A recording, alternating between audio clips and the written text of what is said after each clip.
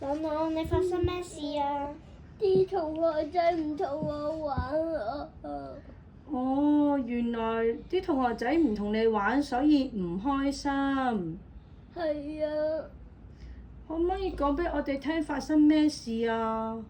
可能我講得唔清楚啊。哦，原來你擔心自己講得唔清楚，所以冇信心，係咪啊？係啊。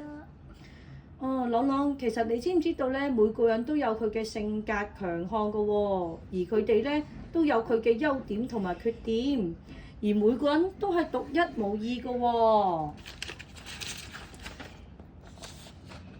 有啲人就較勇敢，勇於嘗試新事物。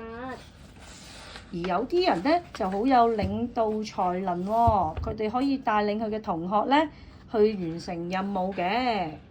而有啲同學仔咧得到人哋嘅幫助咧，佢都會心存感恩啦，會表示謝意嘅。而朗朗，我都發覺其實你都有呢啲特質嘅喎。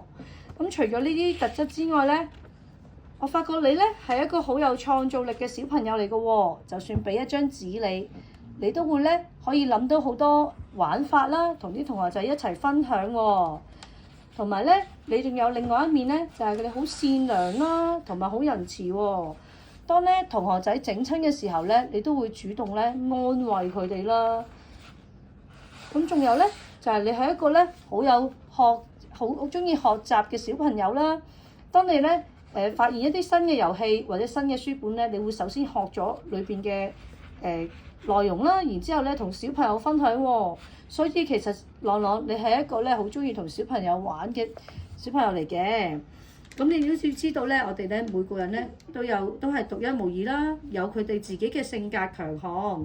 我哋仲可以互相學習、互相欣賞嘅。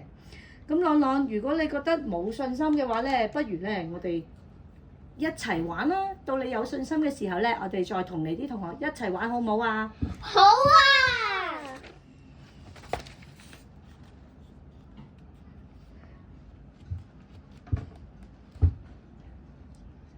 多謝各位觀看，多謝。